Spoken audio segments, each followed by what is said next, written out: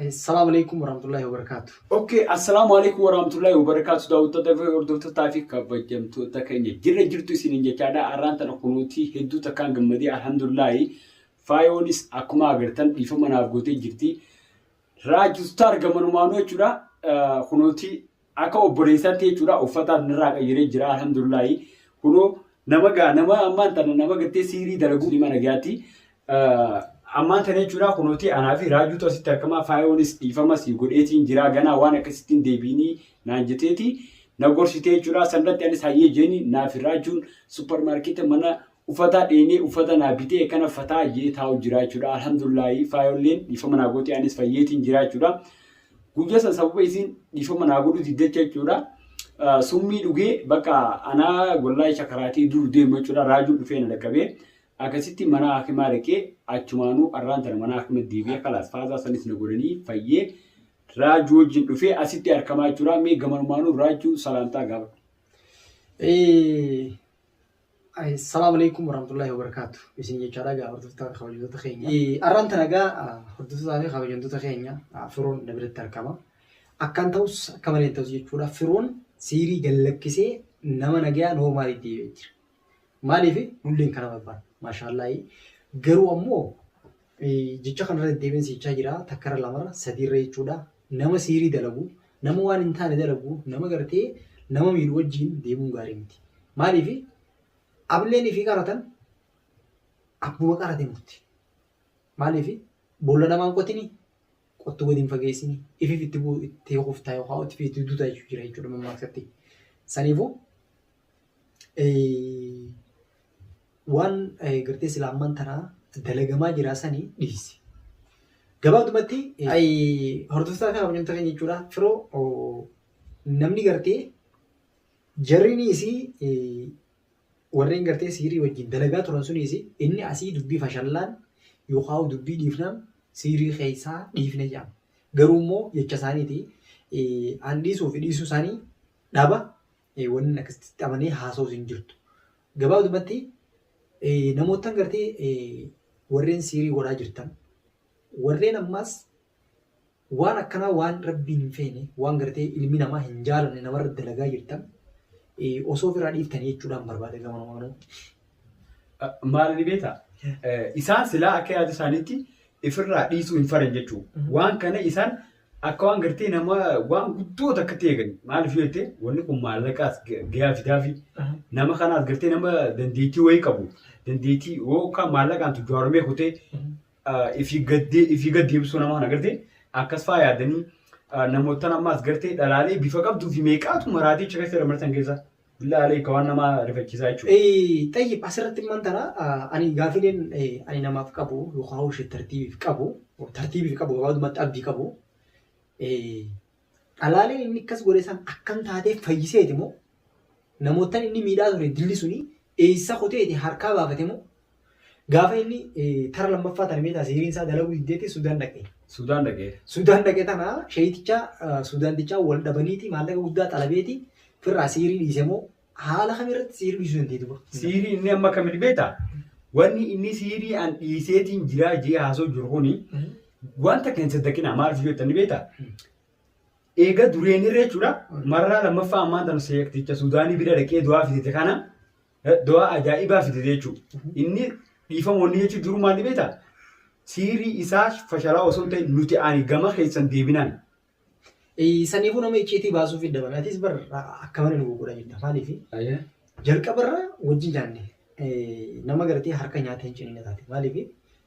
Ani obboleettii edinnaan as deebitee jara siirii dabalamtee harka dhuunfattee isaan nutti ergitee ji'a sadiif cal jettee teessee amma immoo as deebinaan siiriin akka isinitti dhuftanii jechuudha akka malee tahee yookaan akka itti dhuftee siif mijaa'u dinnaan atis jijjiiramtee garuu immoo kana hogguun jedhu ishee tartiib dur nan beeku. Hundeedha qabana kana fidee ani sheekummaa isaaniis hin beeku waa hedduudha jechuudha saniifuu sooressaan hoo maalirra jira akkanatti buulattati. Amma sooressaan waa hedduu hojjaa soitanii beektaa. Waa jechuun wajjinaa soinee turre isaa akka hundattis wajjaanee jiran.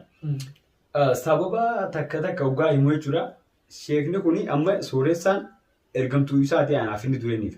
Garuutu ani immoo eegan gartee waan san keessaa diddaa qabu jechuun hin fadhu hin darbu waan kadheessu wajjin jee keessaa moggotichi boofadheetiin jira beekte san irratti jechuun dureedhanii aangoo waan achi keessaa dalagee du'aa kana maal godhuudhaaf anaatu qaba jechuudha. Sheekni ana kanneen deema. San booda warri kan keessee eeguutu jira malee hin dalagu wajjin anaaf sooressaa. Sarratti sooressaa nama ati bakka waan kana godhe eeganne kana dhiisee jechuudha.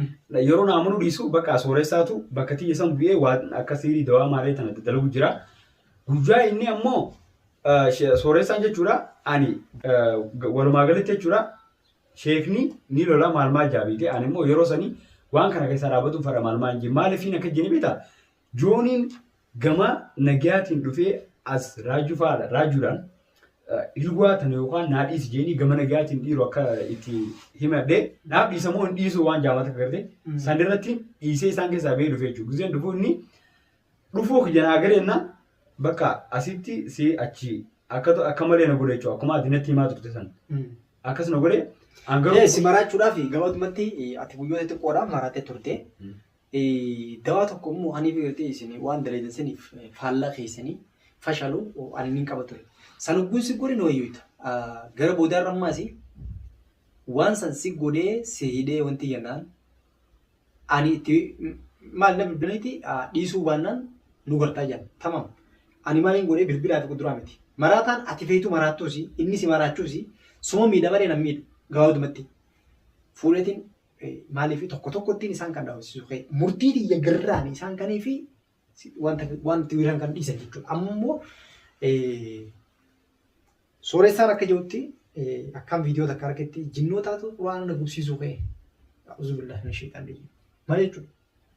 Beekaa inni gaafsan jechuudha. Asitti sheekni jechuudha gaafa maddiin jiran gaafa sooressaan gaafsanii isaatu ni ergee walumaa galatti ni ergee gaafa dhufu jechuudha akkana dhagjeeni bakka waan kana irraa baduu maal jee waan san hundi itti hime jechuudha. Gizee itti dhufee sooressaan akkuma inni jeensan jee jira ilma musliimaati ganaa dhiiseetiin jira waan akkanaatiin deebi'uu akkana maal jee ture. San booda bi'ee asii akka jee kutee shaayii keessa waasii godhee bara.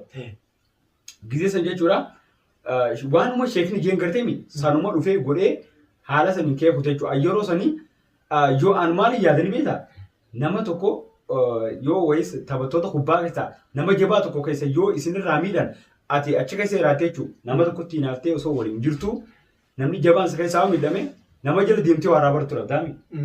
Ariyoonii fi dhiiroo raajuu kana akka jaan kana maraachanii micoo san harkachuu hin danda'u fa'aan bakka nama jabaadha. Namni sun hin beekaani. San jeeti awoo akkanaa si miti jee didee xarjee jechuudha. San booda sooressaa argee.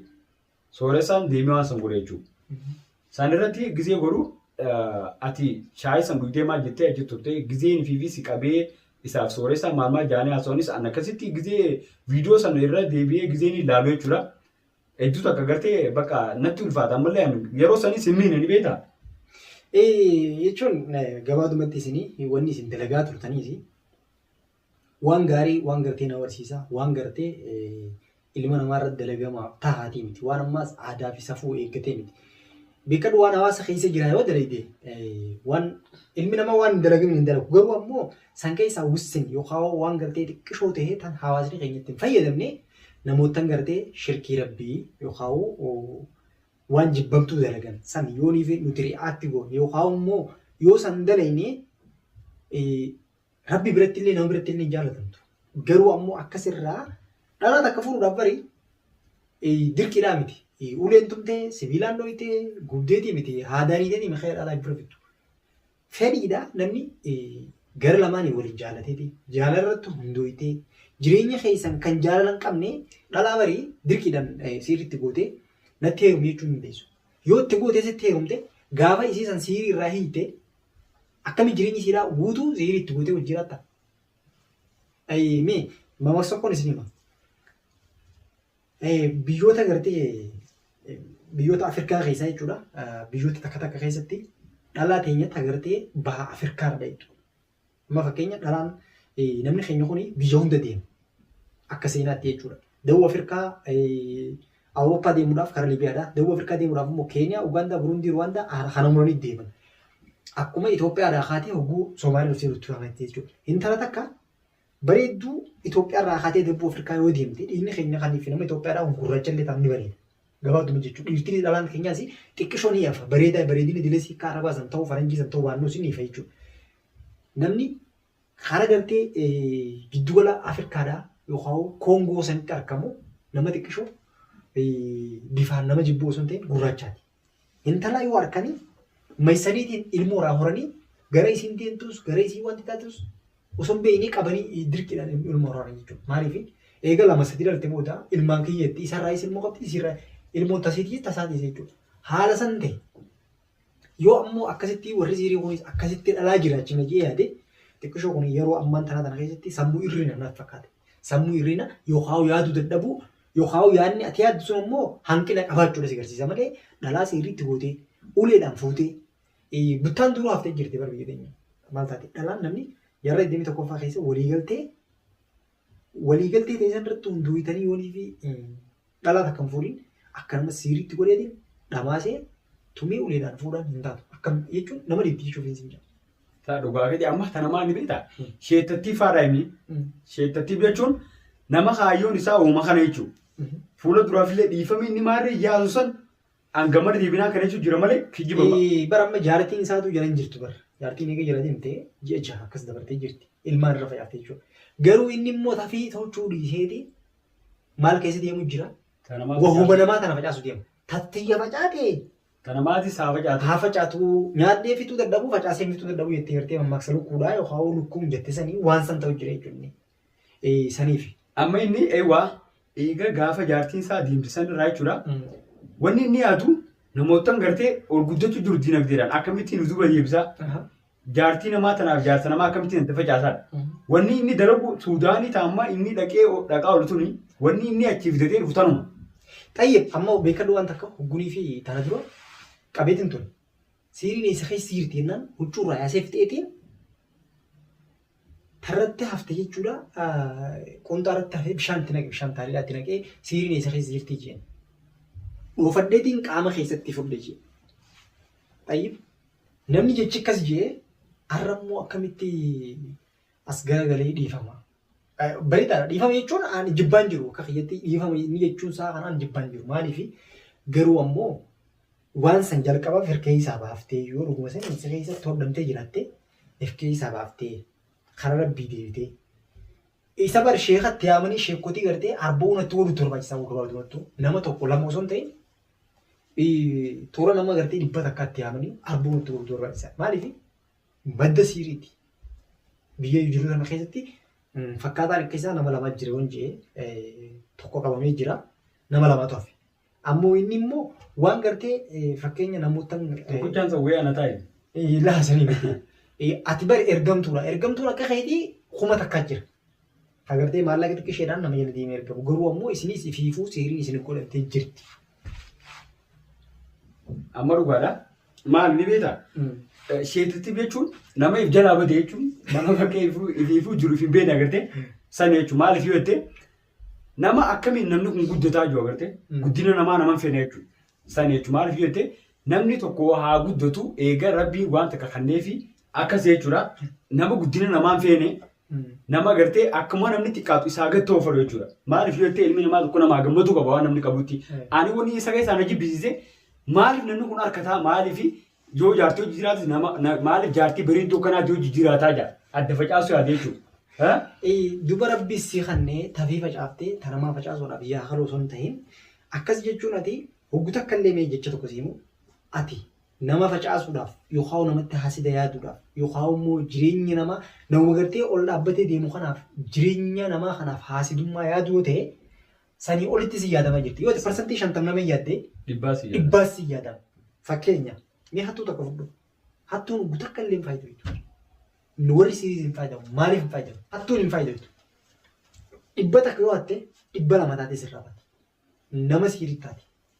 Siiriidhaan miiliyoona yoo ati biiliyoona taate rabbiin fideetuma dhukkubuma tokko si fidee biiliyoona lama akkas gartee gaafatanii dhukkuba keessanii biiliyoonni lama akkas gaafatamtu godhee dhukkuba sanii sirraa baasa jechuudha. Saniifuu namoota gartee beekuu dhaba yookaan wallaalummaatu kana godha yoo ta'e malee warreen siirii godhaa jiran warreen ammoo waan hin taane dalagaa jiran osoo ofirraa dhiisanii namallee cinqanii ifii burjaajeessaniiti nama burjaajessu yaadan nama tokko tokko dhugee sakaraanii gartee namni dhugee sakaraanii yookaan namni fakkeenya alkoolii hin taane tokko fayyadamee ifii rabbashamee nama rabbasha akkasii jechuudha isaan akkas taa'aa jiran. Sammuu takkitti isaanii likkii yaaduu diddeessaniin siirii fi godhanii sammuu nama dhibba takkaa kuma takkaa hogguu burjaajessan kun waan likkiitiin akka ilma namaa yaadu qabu. Nuti kun homoo saappiyaansi taanee osoo jirru homoo irattas ta'uu hin qabu. Uummata gartee akka shanyii jaldeessan yaadu yookaan ilmi namaa jaldeessa irraa dhufe horteen namaa hortee akka jaarraa 18ffaa 17ffaa yaaduu hin qabdu. Jaarraa 8ffaa keessa jirta saniif jechuudha barbaade. Okay, hedduu takka galatoomii atillee na gorsoo kiyyaa. Akkasumallee jechuudha namootaan warroota waan akkanaa dalagu jirtan jechuun sheertattiibiin addatti hedduudha. Waan akkanaa kan akka irraa dhaabbatanii isin jaa. Wanni akkanaa kun namaafis gaarii miti mataa keessaniifillee gaarii miti jechuu barbaanneeti. Yoo isin dheeressinillee dhiifama isin jechaadha. Hedduu takka nu turaadhaa isin jenna hanqa viidiyoo biraatii walitti deebinuu nagayaatti.